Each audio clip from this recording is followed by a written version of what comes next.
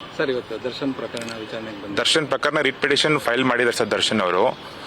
Basic amenity ಸಿಗ್ತಾ ಇಲ್ಲ ಅಂತೇಳಿ, ಮತ್ತೆ ಲಾಸ್ಟ್ 1 ಇಯರಿಂದ ಟ್ರಯಲ್ ಪ್ರೋಗ್ರೆಸ್ ಆಗಿಲ್ಲ ಅಂತ ಹೇಳ್ಬಿಟ್ಟು ಇವಾಗ ಕೋರ್ಟ್ ನೋಟಿಸ್ ಇಶ್ಯೂ ಮಾಡಿದೆ. ಏನಂತ present status of the trial ಏನು ನಡೀತಾ ಇದೆ, ಎಷ್ಟು ವಿಟ್ನೆಸ್ ಆಗಿದೆ, ಇನ್ನೂ ಎಷ್ಟು ವಿಟ್ನೆಸ್ ಆಗಬೇಕು, ಪ್ಲಸ್ ಇವರು ಇನ್ನೊಂದು ಬೇಸಿಕ್ ಅಮ್ಯುನಿಟಿ ಸಿಗ್ತಾರೆ ಜೈಲಲ್ಲಿ, ಮತ್ತೆ ಅವ್ರನ್ನ ಕ್ವಾರಂಟೈನ್ ಸೆಲ್ಲಲ್ಲಿ ಹಾಕಿದ್ದಾರೆ ಅಂತ ಹೇಳ್ಬಿಟ್ಟು ಅವ್ರದ್ದು ರಿಟ್ ಪಿಟಿಷನ್ ಅರ್ಜಿ ಇತ್ತು ಸರ್. ಇವಾಗ ಅದಕ್ಕೆ ಸುಪ್ರೀಂ ಕೋರ್ಟ್ ನೋಟಿಸ್ ಇಶ್ಯೂ ಮಾಡಿದೆ.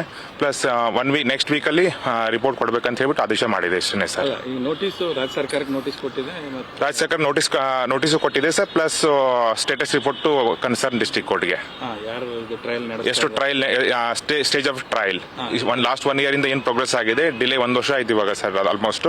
ಅವಾಗಿಂದ ಏನು ಪ್ರೆಸೆಂಟ್ ಸ್ಟೇಟಸ್ ಏನಿದೆ ಅಂತ ಹೇಳ್ಬಿಟ್ಟು ರಿಪೋರ್ಟ್ ಕೇಳಕ್ಕೆ ಇದು ಮಾಡಿದ್ದಾರೆ ಅಷ್ಟೇ. ಇದು 1 ವರ್ಷದಲ್ಲಿ ಅವ್ರು ಹೇಳ್ತಾ ಇದ್ರು ಇಷ್ಟು ಕಡಿಮೆ ಸಾಕ್ಷಿಗಳ ಎನ್ಕ್ವೈರಿ ಆಗಿದೆ ಇಲ್ಲಿ ಸರ್. ಓನ್ಲಿ 10 ಅವ್ರು ಹೇಳ್ತಾ ಇರೋದು sir. Only out of 200 witness ಅಲ್ಲಿ ಓನ್ಲಿ 10 ಮಾತ್ರ ಆಗಿದೆ, ರಿಮೈನಿಂಗ್ ಆಗಿಲ್ಲ, ಇನ್ನೂ ಟೈಮ್ ಬೇಕಾಗತ್ತೆ ಅಂತ ಹೇಳ್ಬಿಟ್ಟು ಅದಕ್ಕೋಸ್ಕರ ಇವಾಗ ಸ್ಟೇಟಸ್ ರಿಪೋರ್ಟ್ ಬರುತ್ತೆ, ಬಂದ ತಕ್ಷಣ ನೋಡೋಣ ಏನಾಗತ್ತೆ ಅಂತ ಹೇಳ್ಬಿಟ್ಟು ಸರ್. ಈ ಹಿಂದೆ ಕ್ಯಾನ್ಸಲ್ ಆದಂತ ಸಂದರ್ಭದಲ್ಲೂ ಕೂಡ ಇದೇ ಪೀಠದ ಮುಂದೆ ಬಂದಿತ್ತು ಸರ್.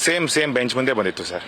ಈಗಲೂ ಇದೇ ಬೆಂಚ್ ಸೇಮ್ ಬೆಂಚ್ ಮುಂದೆ ಬಂದಿದೆ. ಬಟ್ ನೆಕ್ಸ್ಟ್ ವೀಕ್ ಮತ್ತೆ ಬರ್ತಾ ಇದೆ writ petition sir, status report ಆಗ್ಬಿಟ್ಟು. ಅವರು ಬೇಲ್ಗೆ ಮೂವ್ ಮಾಡಿದಾರ ಸರ್? ಬೇಲ್ ಮೇನ್ ಕನ್ಸರ್ನ್ ಅವ್ರಿಗೆ ಬೇಲ್ ಇಂಟ್ರೀಮ್ ಪ್ಲೇಯರ್ ಕೇಳಿದ್ದಾರೆ ಸರ್. ಬೇಲ್ಗೆ ಪ್ರೇಯರ್ ಇರೋದೇ ಬೇಲ್ಗೆ, ಗ್ರಾಂಟ್ ಆಫ್ ಬೇಲ್.